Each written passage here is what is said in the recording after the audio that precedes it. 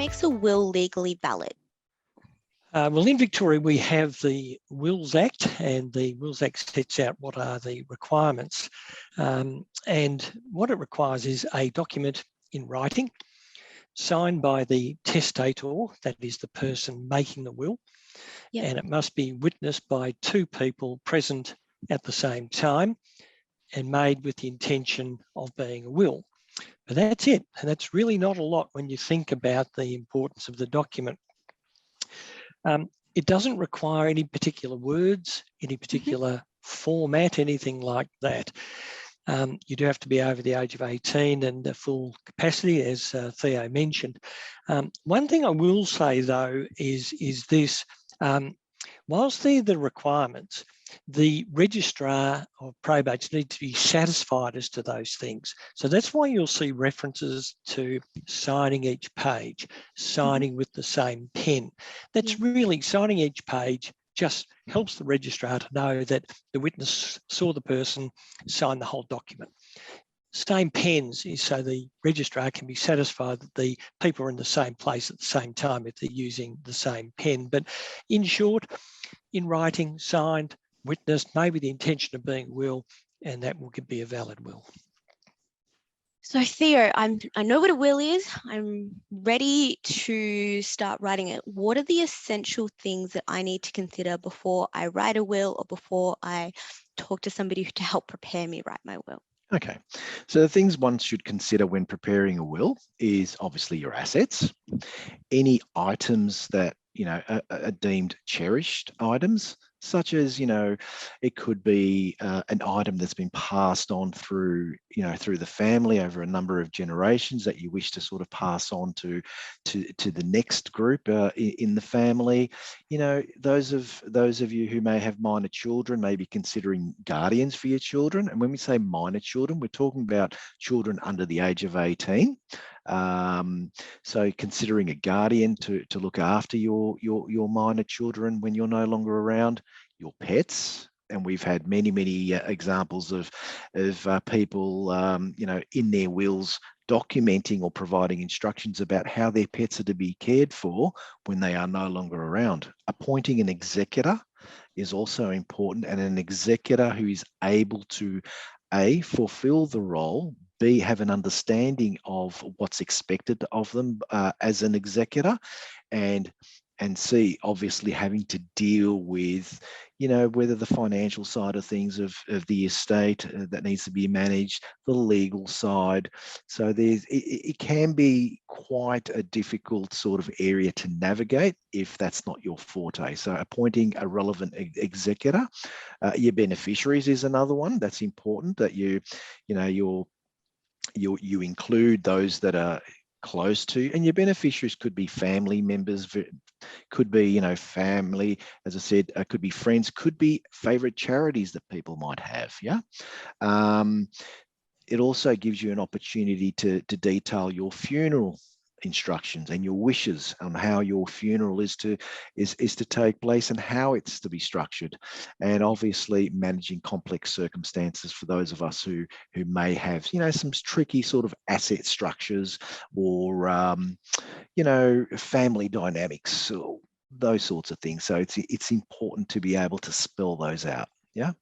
And how long is a will? It depends on what your instructions are and how concise and how in-depth your instructions are that form part of your will. The biggest common mistake is not having a will to start off with, right? Because obviously that presents a whole heap of issues. So a common mistake is appointing an executor who is not prepared or not willing to act.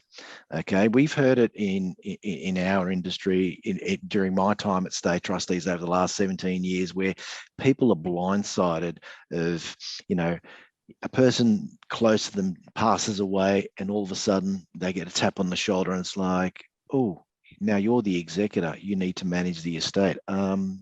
What do I do next? You know what I mean? So those of you who haven't prepared wills and are considering preparing wills, it's best to have a think about who the most appropriate person or organisation would be to represent your estate when you're no longer around, and have that discussion with that person. Okay, the bottom line is they can just simply say no, even though a lot of people, are hesitant in becoming or being told that they're an executor. It is an honor, but with that honor comes a great deal of responsibility. Yeah. So appointing an executor who is prepared to act. So that's a common mistake of not wanting to act. Another mistake is not listing ownership of assets or forgetting your assets. So providing assets to the person who's preparing the will, that's important. Not dating the will is another major mistake, and not having two witnesses. They have to be independent. So those of you who might think, oh yes, I've got, can I have my son or daughter or friend who is a beneficiary that's named in the will? They can't be a witness. It has to be an independent person and not a person that's named in the actual document itself as being a beneficiary. Not knowing where to store your will. Okay, that's a big one. A lot of people forget where they store the original because the original document is key and is important when a person passes away, because it's that original document that gets submitted to the probate's office. So, that's important that you know where the original document is. And the beauty of what we as an organisation do is that we provide what we call the State Trustees Will Bank, where regardless of where a person prepares their will, whether it's with us or with somebody else, they can actually store their will free of charge with us. So that's important. And also, if that's the case, just let your executor know that the original document is with state trustees and it's kept safe. So they're the important ones. Not using, as you mentioned earlier, about the pen. You need to use the same pen when signing the document. So the testator and the two witnesses need to sign with the same pen, and they also need to be present. Okay, so they're the common mistakes that do occur when people are making their will. So the role of the executor is obviously to locate the original will, as I said earlier. Read the contents of the will. One of the very first tasks that the executor will need to fulfill and satisfy are the funeral arrangements.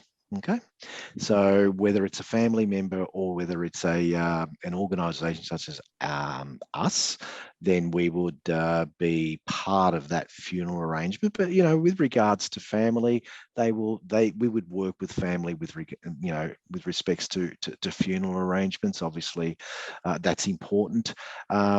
Applying for a death certificate is another role. Applying for a grant of probate is also part of the executor's role. Contacting and finding beneficiaries, and sometimes some beneficiaries are very difficult to locate, and this is another reason why state trustees would be a great choice, not only to write wills but to also be an executor. We have what some other organisations may not have, and that's our genealogical area, and our genie staff are the ones that locate beneficiaries in every corner of the world. Okay. Yeah. And we do find beneficiaries. Sometimes it may take a little bit longer, depending on where beneficiaries may live. They might be living in a remote area of Australia or part of the world. So that's important. Paying bills, settling accounts that might have been in the name of the deceased person is also another role of the executor. Lodging tax returns is also another one. And I guess the one that may take a little bit of, maybe a little bit challenging is having to deal with any claims against the estate and resolving disputes between beneficiaries. That's another one. Okay. And there's a number of other things like, claiming life insurance if the deceased person had life insurance or superannuation, setting up trusts for any minor beneficiaries that may be mentioned in the will is another one.